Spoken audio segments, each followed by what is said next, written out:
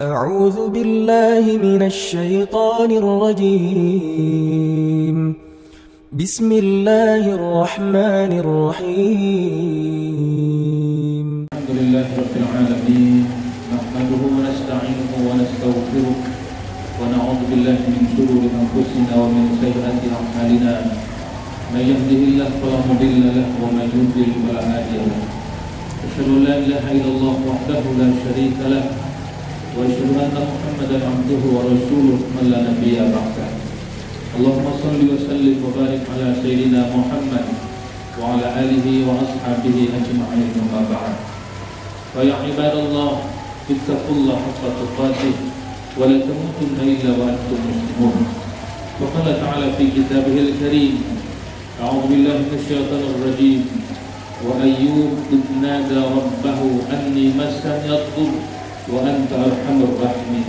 صدق الله العظيم. Hadirin jamaah salat Jumat dirahmati Allah. Bersyukur kita pada Allah Qadirul Jalil dengan lafaz alhamdulillahirabbil alamin. Bersalawat pada Rasulullah sallallahu alaihi wasallam dengan lafaz Allahumma shalli ala sayyidina Muhammad. Hadirin jamaah salat Jumat dirahmati Allah. Mari sejenak kita merenungkan apa yang Allah titahkan, ucapkan tentang seorang hamba Allah yang Allah sematkan pada dirinya dengan dua gelar, sabir wa ni'mal 'abd. Apa itu? Orang yang sabar dan sebaik-baik hamba. Sabir itu dalam bentuk isim fa'il yang kesabarannya bukan temporal, tetapi dimanapun dan kapanpun dia senantiasa sabar, sehingga Allah sematkan sabir. Kita boleh jadi di rumah sabar, tapi di kantor dia menjadi pemarah. Atau boleh jadi di luar dia menjadi orang yang cukup sabar, tapi di rumahnya dia menjadi orang yang pemarah, bahkan menjadi amarah. Maka sabir ini kapanpun dan dimanapun dia melakonkan seorang yang sabar dalam kondisi apapun. Maka hamba Allah yang disebut dengan sabir dan sebaik-baik hamba ini disematkan oleh Allah pada Nabi dan Rasulnya Ayub alaihissalam. Mengapa Allah sematkan dua gelar itu, sabir wa ni'mal 'abd, pada Ayub alaihissalam? Nanti dapat kita lihat pada surah Al-Anbiya dan surah Shad. Itu Allah menjelaskan bergandengan bagaimana Ayub. Setidaknya Ayub alaihissalam itu diuji oleh Allah dengan 4 hal dalam waktu hanya hitungan hari. Hari pertama Ayub diuji oleh Allah, tak ada orang lagi yang percaya dengannya, atau dalam makna posisinya dan jabatannya selesai. Berhenti di situ tidak. Hari kedua dia punya anak 12 orang, ganteng, sehat-sehat. Ketika waktu makan malam jatuh plafon rumahnya dan menimpa ke-12 orang anaknya, dan saat itu juga ke-12 orang anaknya meninggal dunia. Sampai setan datang pada surah Shad mengatakan, Ayub, ini Allah Tuhanmu tak benar dengan masa posisimu telah habis, anakmu yang 12 telah diambilnya, tidak benar Allah padamu. Ayub hanya mengatakan, Allah pasti memberikan yang terbaik padaku, dan kalimatnya hanya pujian pada Allah. Berhenti di situ tidak. Hari ketiga dia punya ternak dan dia punya kebun. Semua ternak dan kebunnya habis, padahal orang-orang yang di sekelilingnya, kebunnya dan ternaknya masih aman-aman saja. Hari ketiga, hari keempat, lalu Allah timpakan musibah pada dirinya sendiri. Apa itu? Ayub ditimpa satu penyakit yang Quran menyebutkan tidak akan pernah dialami oleh orang sebelum dan sesudah Ayub alaihissalam. Walaupun ada menyebutnya kusta dan sebagainya, tapi penyakit itu tidak diberikan dan tidak diderita oleh orang sebelum Ayub dan sesudah Ayub alaihissalam. Sampai akhirnya Nabi Ayub mengungsi, bahkan dikucilkan, masuk ke dalam hutan, bahkan di ujung kampung dari negeri itu diusir. Istrinya lah yang bertahan dan setia mendampingi Ayub alaihissalam. Bahkan dalam riwayat istrinya sampai menjadi pembantu untuk berobat jalannya Ayub alaihissalam. Sampai beberapa tahun akhirnya istrinya berkata pada suaminya Ayub, mungkin sudah pada titik jenuh, kata istrinya, wahai suamiku Ayub, engkau kan Nabi dan Rasul Allah, engkau dekat dengan Allah, pintalah pada Tuhanmu Allah sehat saja. Tidak perlu kau pinta anak, keturunan dan kaya raya, tak perlu. Cukup kau minta sehat saja. Maka ini mengingatkan kita pada hadis Rasul ketika Rasul mengatakan nikmatani maghbun, ada dua nikmat yang kita senantiasa tertipu pada nikmat itu. Apa itu? As-sihah wal farah, nikmat sehat dan nikmat waktu luang. Begitu kita sehat, kita anggap sehat biasa-biasa saja. Begitu kita tak bisa lagi menghirup udara flu, sudah berkurang nikmat Allah, baru kita rasakan enak nyamannya menghirup udara Allah tanpa flu. Demam, sakit, terletak dia, baru dia rasakan betapa mahalnya sehat itu. Tapi itu bisa dirasakan ketika sehat itu dicabut Allah dan diberikan sakit. Sama ketika kita terlahir dengan kondisi sempurna, mata, telinga, tangan lengkap, tidak cacat, kita menganggap tangan, telinga ini biasa-biasa saja. Bahkan kita menganggap terkadang tidak berharga. Tapi coba kita ingin menghitungnya. Jika ada orang datang pada kita membawa uang 10 miliar, dia letakkan di depan kita, lalu dia katakan, aku kasih uang padamu 10 miliar, tapi berilah padaku 2 bola matamu. Kita pastikan berapapun nilainya. Jika ada orang minta mata, onderdil kita, tangan, telinga, mungkin dipastikan kita tak akan mau memberikannya walaupun dengan jumlah yang luar biasa. Itu maknanya, apa yang Allah berikan ini mahal. Tapi karena sejak lahir sudah ada, kita menganggapnya biasa-biasa saja. Maka istri Ayub mengatakan sehat saja, jangan yang lain. Ayub alaihissalam lalu menjawab permohonan istrinya. Wahai istriku, berapa lama kita dikasih Allah kenikmatan yang luar biasa, kekayaan, anak banyak, melimpah ruah.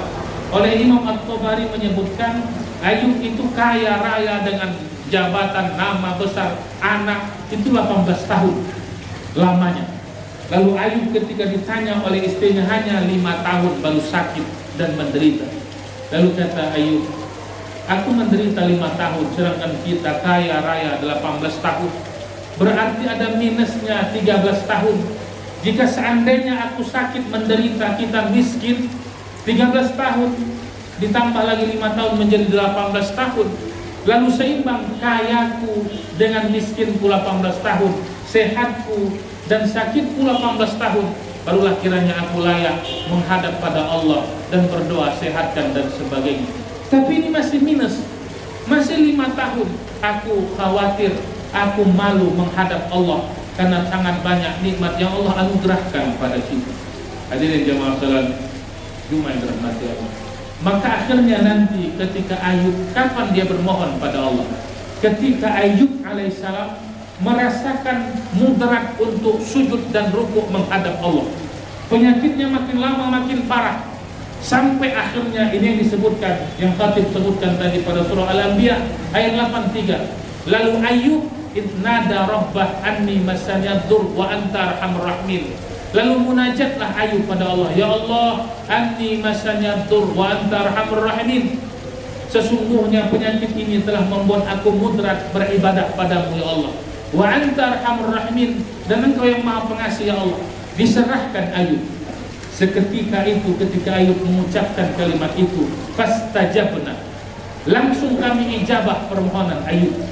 Maka pada surah Sad dijelaskan, urkut birijlik. Kata Allah, wahai Ayub, hentakkan kakimu. Lalu air keluar dari hentakan kaki Ayub. Kata Allah, hada muhtasal barid wa syarab. Mandikan air itu dan minum wahai Ayub. Maka ini mungkin isyarat bagi orang yang dalam dunia ruqyah mengobati. Ada yang dia kasih untuk pasiennya air, dimandikan dan diminum. Boleh jadi merujuk pada ayat ini. Begitu Ayub memandikan dan meminum air itu, semua penyakitnya rontok, sehat walafiat. Bahkan kulitnya Ayub bercahaya, bahkan lebih ganteng dari sebelumnya. Begitu Ayub sehat, kolega-koleganya datang menyumbang patungan pada Ayub, mengasihkan harta mereka. Akhirnya kekayaan Ayub 2 kali lipat sebelum sakit. Anaknya yang tadi 12 orang meninggal dunia pada saat yang sama. Lalu istrinya hamil setiap tahun dalam kondisi anaknya kembar. Akhirnya anak Nabi Ayub berjumlah 24 orang. kekayaannya dikasih Allah melimpah ruah 2 kali lipat, sehingga akhirnya semua yang Allah ambil pada Ayub alaihissalam itu Allah kembalikan dengan berlipat-lipat karena buah dari kesabaran Ayub alaihissalam. Hadirin jamaah salat Jumat rahmat Allah. Apa yang mau kita ambil hikmah dari kisahnya Ayub pada surah Al-Anbiya dan surah Shad?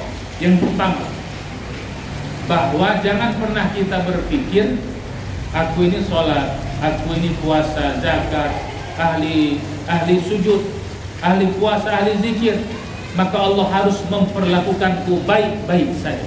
Tidak. Maka kalau ada kita beranggapan begitu, keliru. Bahwa kita solih, kita tunduk rukuk pada Allah, jangan kita menjas bahwa aku akan baik-baik saja, hidup sehat, anaknya aman-aman, hutang tidak ada dan sebagainya. Tidak. Allah akan berikan sentilan-sentilan ujian untuk menguatkan bahwa bertahan tidak hambaku, tetap tidak dia rukuk dan sujud di hadapan. Boleh jadi ada orang ketika dikasih nikmat luar biasa sujud rukuknya, dikasih Allah sedikit masalah, tak sujud-sujud lagi dia di hadapan Allah. Maka yang pertama, bahwa ujian yang Allah kasih bukan karena Allah tak sayang, tapi kalau tanda sayangnya Allah, tahan dia tidak dengan ujianku, tetap dia tidak sujud dan rukuk di hadapanku ketika Allah berikan ujian-ujian. Dan yakinlah setan akan bermain dengan ujian ini. Ayub dengan fase-fase yang dikasihkan setan bertahan, bahkan tetap husnuzon pada Allah. Itu pertama. Yang kedua, dari isyarat kisah Nabi Ayub ini adalah mengajarkan pada kita banyak-banyak husnuzon pada Allah. Jangan suzon. Kalau ada masalah jangan langsung kenapa ya Allah. Kita terkadang baru sakit 3 hari 1 minggu, muncul dalam hati kita, apanya Allah ini? Aku rajin sholat, aku rajin sedekah, kok sudah sakit 1 minggu? Di mana adilnya Allah? Hatinya berontak, hatinya suuzon pada Allah. Padahal Allah ingin kasih husnuzon, dia tidak padaku. Berbaik sangka, dia tidak padaku. Apa yang terjadi pada Ayub itu buah dari husnuzonnya. Dia diambil anak, diambil kekayaan, diambil nama besarnya, dia sakit, dia tetap husnuzon, Allah akan memberikan yang terbaik. Dan ujungnya happy ending, kira-kira begitu. Akhirnya Ayub alaihissalam diberikan 2 kali lipat dari apa yang telah Allah ambil dari dirinya. Maka jika kita hari ini ada masalah keluarga, masalah keuangan, istri, anak dan sebagainya, yakinlah ketika dia sabar dan husnuzon dengan itu, Allah akan berikan jalan yang terbaik min haitsu la yahtasib, bahkan yang di luar dugaan. Ketiga, dari kisah Ayub ini Allah ingin mengajarkan pada kita bahwa bermanja-manjalah dengan Allah. Tempat curhat kita Allah, bukan di Facebook, bukan di IG, bukan di WA. Datanglah pada Allah, karena Ayub itu curhat. Bukan dia katakan, ya Allah aku sakit sembuhkan, tidak. Dia mengatakan, Anni masnyadur wa antar arhamur rahimin. Aku ya Allah sulit beribadah padamu, maka engkaulah yang maha pengasih, engkau yang tahu. Poinnya adalah Allah pengen kita senantiasa setiap saat banyak-banyak curhat, mengadu pada Allah. Bukan dengan masalah besar, tidak, tapi hal-hal yang kecil dia tetap mengadu pada Allah. Siapa yang tak mau mengadu pada Allah, Allah marah padanya. Kebalikan dengan manusia, kalau sering dia minta pada manusia sampai 5 kali, 6 kali, dia akan marah. Dia akan berpikir, apa engkau saja yang aku minta, aku beri dan aku bantu.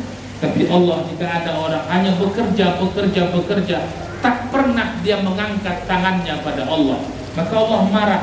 Dia tunjukkan bahwa dia sombong di hadapan penguasa alam dan penguasa rezeki yang dia cari dari mulai pagi sampai sore. Terakhir, Ayub dalam ayat itu nada ketika dia berdoa langsung Allah ijabah. Apa muatan doa pada Nabi Ayub itu? Langsung Allah ijabah. Anni masanyadur. Nabi Ayub berdoa pada Allah, munajat pada Allah dengan bersandar pada ibadah. Ya Allah, penyakit ini membuat aku sulit beribadah padamu ya Allah. Langsung Allah ijabah. Mengapa? Karena Ayub menyandarkan permohonan sehatnya untuk ibadah pada Allah. Maka ini poin doa. Siapapun yang meminta, tetap poinnya ibadah. mau kaya, mau karirnya, mau jabatannya, tetap ya Allah jadikan ini untuk menguatkanku beribadah dan menguatkanku mengajak hamba-hambamu beribadah padamu ya Allah. Sehatkan aku ya Allah supaya aku nikmat beribadah padamu. Semuanya landasannya, pijakannya adalah menguatkan ibadahnya pada Allah. Kita terkadang lucu, kita berdoa ya Allah sehatkan, pagi dia minum madu, makan suplemen, mohon kuat. Ya, cuman sholatnya hanya 5 waktu aja. Tahajud tidak, duha tidak, puasa tak sanggup. Lalu ngapain kita minta sehat dan kuat di hadapan Allah kalau hanya ibadahnya standar di hadapan Allah? Tapi dia bermohon pada Allah, sehatkan, kuatkan, kayakan, semuanya adalah untuk menguatkan ibadah-ibadahnya di hadapan Allah. Jika itu sandarannya, fastajabna, maka Allah akan langsung mengijabah permohonan-permohonan si hamba. Mudah-mudahan ada manfaat. Barakallahu li wa lakum al-azim wa nafa'ani wa iyyakum bima fihi min al-ayatil hakim wa taqabbala minni wa minkum tilawatahu innahu samiul alim. Aqulu qali hadza astaghfirullah li wa lakum wa li sa'iril muslimin wal muslimat fastaghfiru innahu al-ghafurur rahim.